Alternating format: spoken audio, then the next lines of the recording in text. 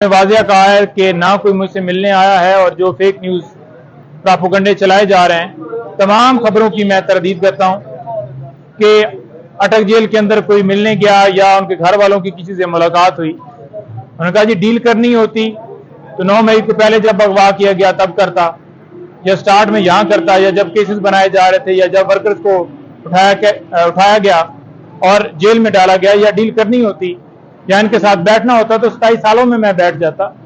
ऐसी कोई बात नहीं है, इस खबर से कोई सदाकत नहीं है।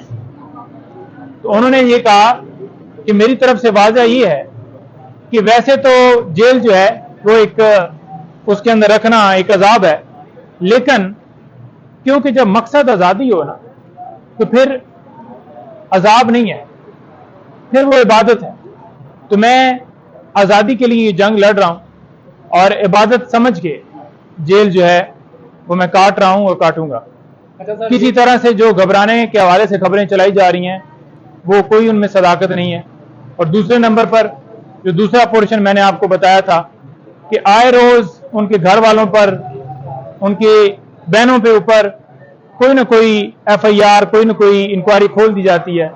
तो उसी जुमरे में आज दोबारा जो है नैब में 2 मुकदमात में बीबी साहिबा पेश हुई, फिर उसके बाद हम यहाँ पर पेश हुए डिस्ट्रिक्ट कोर्ट में तोशाखाना केस के रिलेटेड ही कोई जेली रसीदों का मामला बनाए हुए इन्होंने।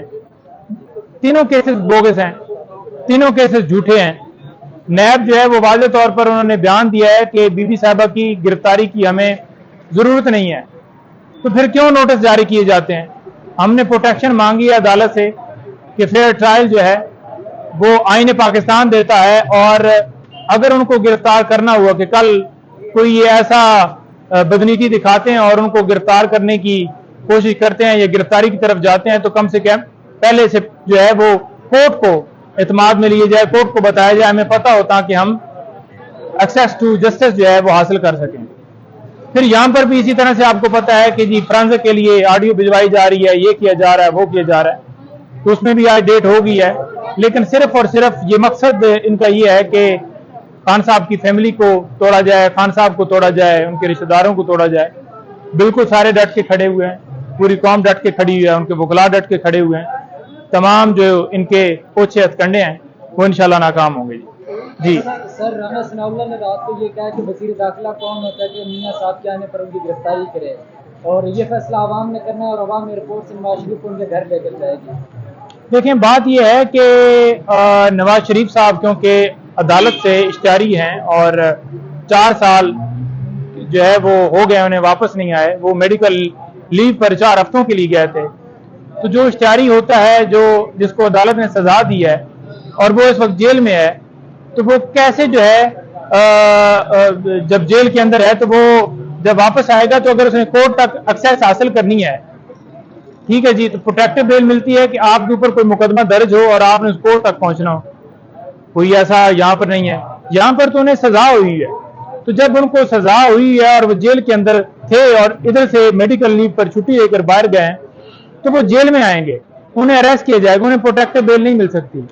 और फिर इलेक्शन लड़ने के हवाले से भी मैंने कल बड़ा वाज़ह बताया है कि सुप्रीम कोर्ट ने तशरीह कर दिया है 62(1)(f) की, और उसके मुताबिक उनकी नाअहली जो है वो ताहयात है।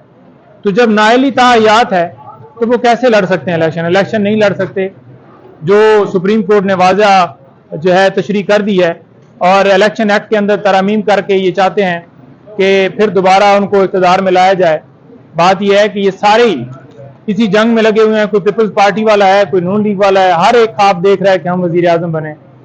जितनी दफ़ा ये बने हैं, मुल्क का पैसा इन्होंने लूटा है, जायदादें बनाई हैं, पैसे जो हैं बाहर अकाउंट इन्होंने खोले हैं, और पाकिस्तान आज की जो हालत हुई है उसका सबब ही ये है।